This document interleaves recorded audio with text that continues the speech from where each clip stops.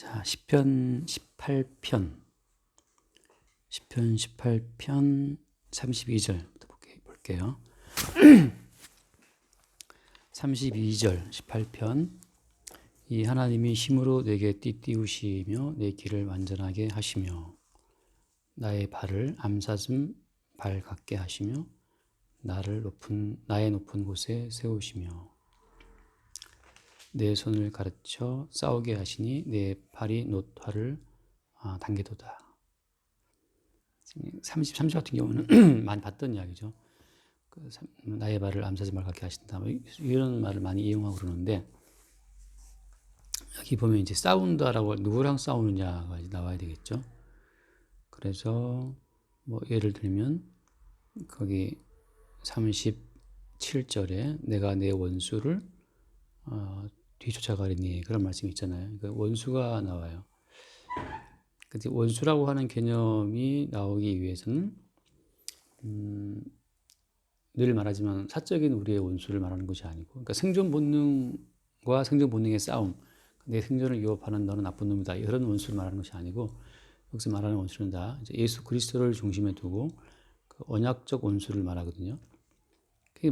그대로 말하자면 이제 바울이 말한 것처럼 십자가의 원수를 말하는 거예요. 십자가의 원수라고 하는 것은 예수님이 십자가에서 완성해 놓으신 것들을 우리가 이제 무가치하다고 생각하는 거죠. 다시 말해서 늘 말하지만 그냥 우리 개인적인 힘과 우리 개인적인 노력에 의해서 우리 인생을 만들어가는 것이지, 십자가에 죽은 그 예수가 지금 나의 생존과 무슨 상관이 있는가라는 그 안목이, 그게 이제 십자가의 원수의 안목이에요. 그래서 십자가 예수님이 죽으실 때 그 한쪽 편 강도는 그러잖아요.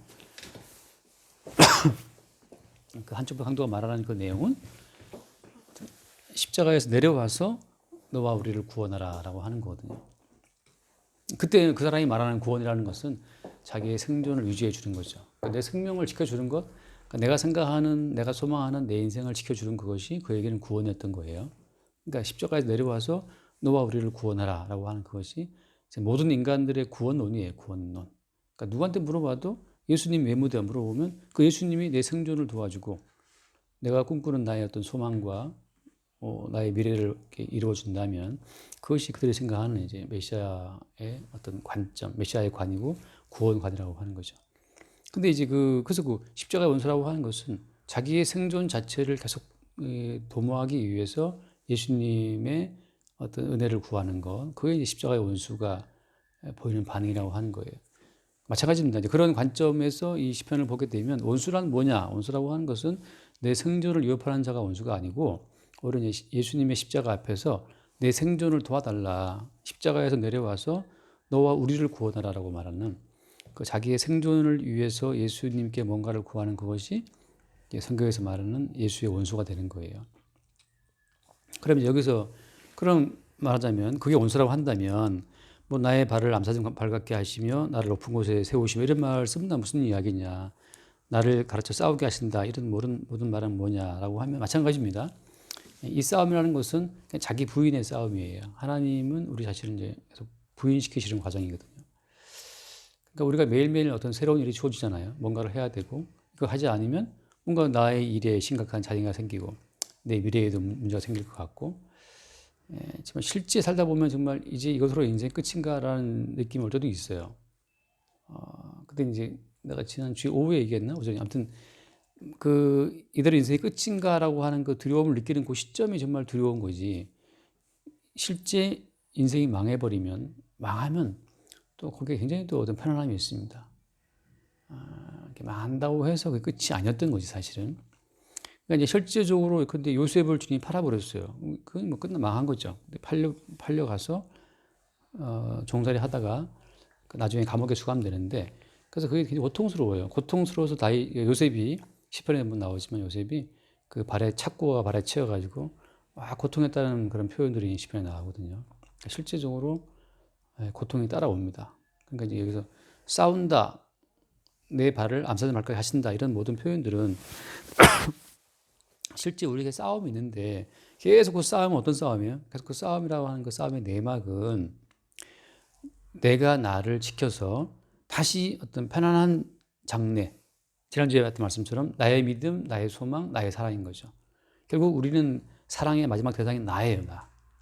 엄마 아빠를 사랑한다? 아니죠. 엄마 아빠가 나를 잘 대해주기 때문에 엄마 아빠랑 좋은 관계를 유지하는 거지. 엄마 아빠가 오히려 나를 죽이려고 그런다면 우리는 엄마 아빠도 이제 같이 밀어볼 수 없는 상황이죠. 그러니까 믿음, 소망, 사랑 중에 그중에 제일 사랑인데 우리 쪽에서 볼 때 사랑이라는 것은 우리 자신이 가장 궁극적인 사랑의 대상이에요. 그래서 우리가 예컨대 십자가에서 예수님이 십자가에 죽으시면서 그 십자가에 죽는 그 지점이 하나님께서 우리를 부르시는 지점이라고 할 때 바로 그 십자가에서 예수와 함께 죽는 지점으로 가는 거기에서 수많은 싸움이 벌어지고 그 싸움이 이제 매일매일 벌어지는 거예요. 매일매일 날마다. 근데 무엇이냐 결국은 뭐냐 결국은 자기를 부인하고 자기 십자가를 지고 따라가는 것이기 때문에 마지막에는 십자가에 죽는 거예요. 결국은 나의 죽음이에요. 나의 소멸, 나의 죽으라고 하는 것이 그 이제 마지막 이 전투의 이 싸움에서의 승리죠. 그게 정말 아이러니한 건데 전투를 하면 상대방을 죽여버리는 것이 이기는 거잖아요. 상대방의 존재를 싹 다 없애버리는 그것이 이기는 건데 성경에서 말하는 싸움이라는 것은 나의 있음 자체가 부정되고 나의 있음이 소멸되는 그것이 이기는 거라는 거죠. 어디에서? 십자가에서. 그래서 골로새 2장 말씀에 기억날지 모르겠어요. 골로새 2장 보면 십자가로 승리했다는 말씀이 나오거든요. 십자가로 승리하셨느니라 그래요. 그럼 뭐 십자가가 왜 승리가 되는 거지? 그 본인이 예수님이 죽어버렸는데 그러면 예수님을 죽도록 그 작전을 꾸며가지고 결국은 로마인들의 손을 빌려서 예수를 죽이게 한 바리새인 그룹들이 승리한 거 아닌가? 근데 말씀에 보면 우리가 십자가가 승리했다고 하는 거죠. 십자가가 승리가 되는 그 이유는 이거예요. 하나님이 애초에 계획했던 언약이라고 하는 틀이에요. 언약이라는 건 늘 말하지만 언약이라는 것은 아버지와 아들 사이의 약속이 언약인데 그 아버지와 아들 사이의 약속이라고 하는 그것은 그냥 약속했다. 그것이 끝이 아니고 그 약속이 이루어지는 과정에서 빌립보 2장 말씀처럼 아들이 자기의 모든 형체를 싹 비워가지고서 아버지께 순종하는 모습이에요. 그래서 마지막에 순종한 모습은 뭐다? 마지막 순종적인 모습은 자기를 비워 죽기까지 복종하신 것. 그래서 그 아버지와 아들 사이의 언약 속에서 그 아들은 자기 백성의 어떤 그 죄와 허물을 짊어지고 죽는 것. 그리고 아버지는 부정한 모든 세계를 싹 다 멸하고 죽여버리고 나서 그 죽음 속에서 새로운 정결을 만들어내는 것. 그게 이제 아버지와 아들의 역할이고 기능이에요. 그러니까 아버지와 아들 사이의 언약은 그 두 분 다 그런 기능을 수행할 때 언약이 완성되는 건데 이게 이제 언약의 원형이에요, 원형. 원래 틀. 우리가 뭐 주물 같은 거 짤 때 그 철로 주물을 만들어 갖고 딱 형태를 만들어 놓고 그게 이제 무한 찍어내는 거잖아요.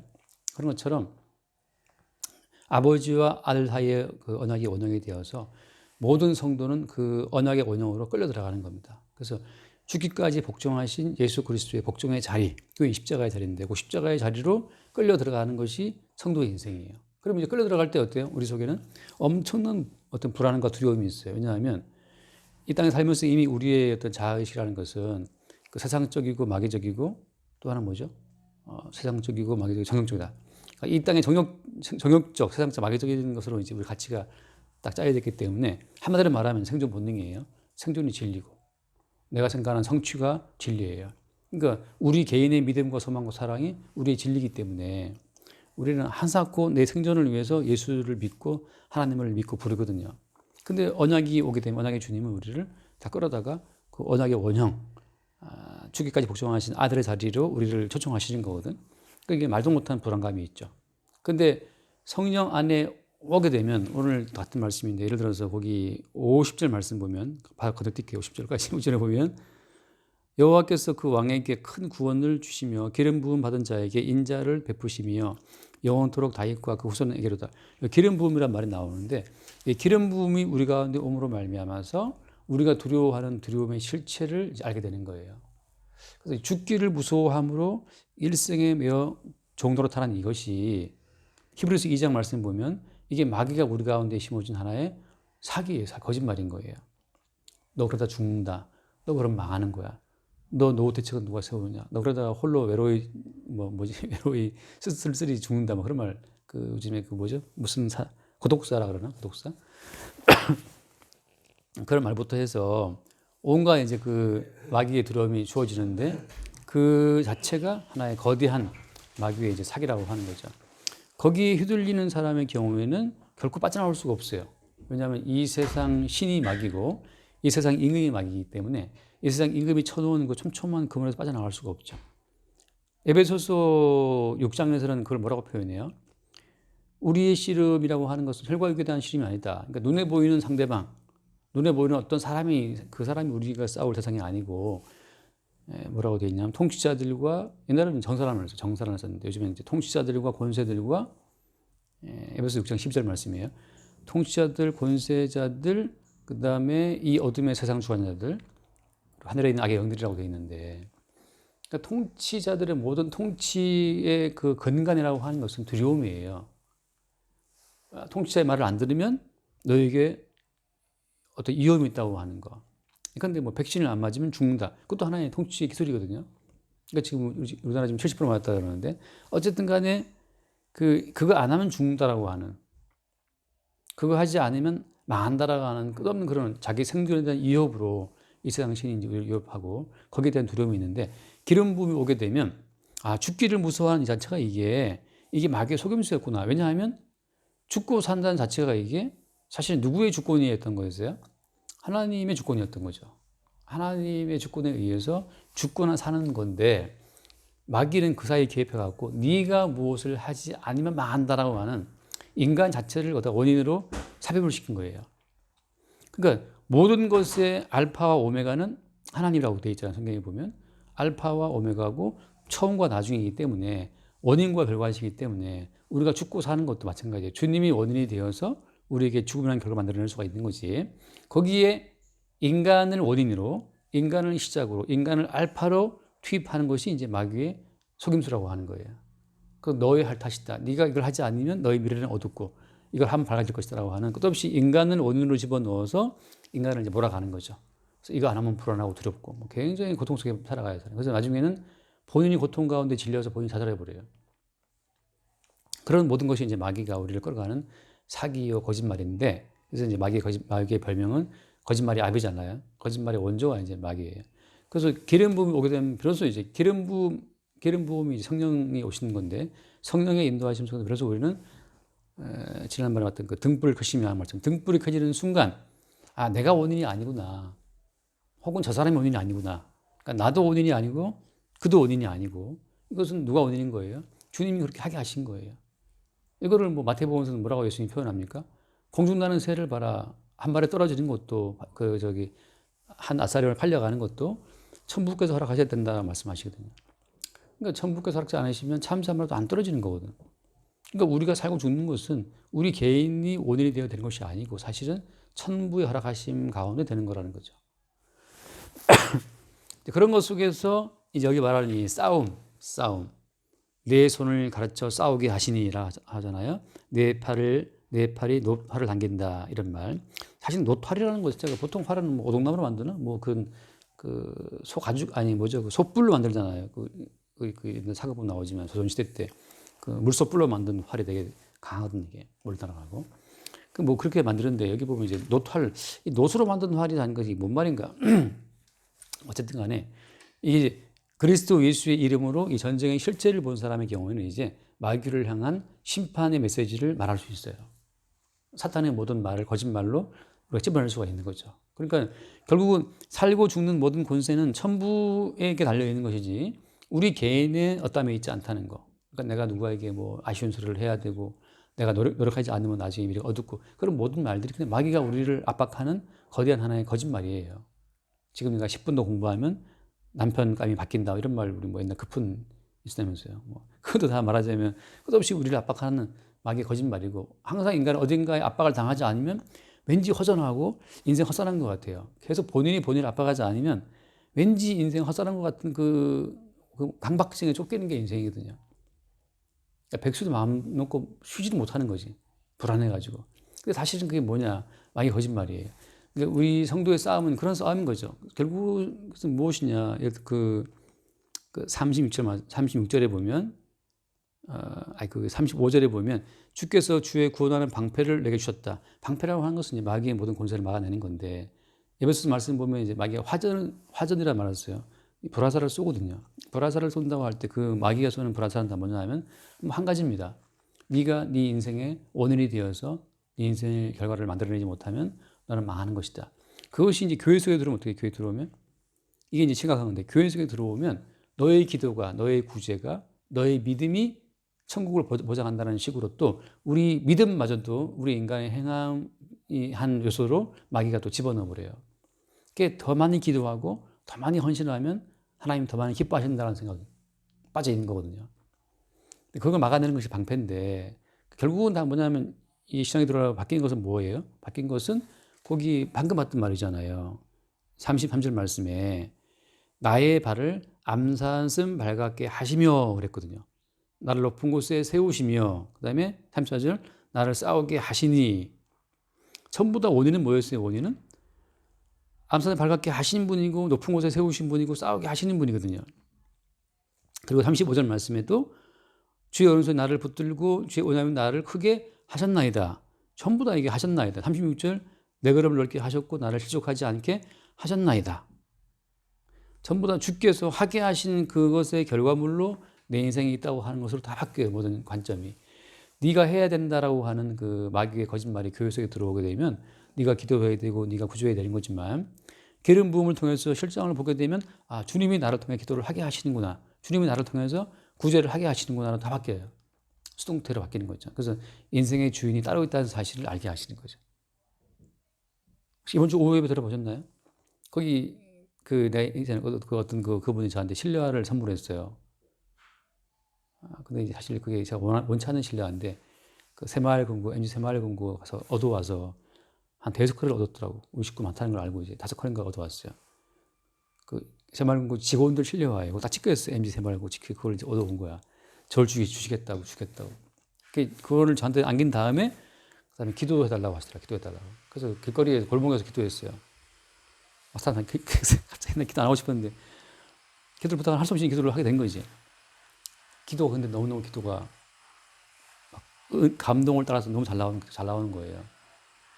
그래서 실내화를 이제 버릴까 하다가 집에 갖다 놨어요. 나는 여름에도 털 실내화를 신거든요. 약간 몸이 좀 차갑고 그래서 애들이 웃죠. 반바지에 무슨 털 실내화 근데 저기 여름에도 반바지 입고 털 실내화를 집에 신거든. 근데 그분은 갖고 온 그 실내화는 직원용 슬리퍼에 앞에 다 뚫려 있고 그런 거 있잖아요. 제가 그거 안 신거든. 근데 이제 주님이 받게 하신 거지, 할 수 없이. 받게 하시고 기도하게 하신 거예요. 기도해드렸지, 그냥. 그때 아는 거 뭐냐면 기도를 하게 하시는구나. 제가 그분을 기도할 일이 없거든, 사실은. 기도를 부탁하니까 할 수 없이 기도를 하게 된 거지. 맞아요. 그래서 제가 느낀 거예요. 아, 주님이 기도를 하게 하시는구나. 그거. 전번에 저 교회 가서 사회 본 거 봤잖아요. 사회 본 것도 사회를 안 보고 싶었는데 그날 사회를 원래 봐야 될 시찰장 목사님이 이사하는 날이야. 할 수 없이 이사하는 것 때문에 못 오게 됐어요. 제가 사람 많은 데 별로 안 좋아하기 때문에 안 가고 싶었는데 할 수 없이 이제 사회를 보게 된 거지. 할 수 없이 보면서 찬송가를 부르게 된 거예요. 근데 이제 그 두 개 다 제가 좋아하는 찬송가들이기 때문에 그냥 불렀는데 그것도 놀라운 체험이었어요. 아, 주님이 하게 하시는구나.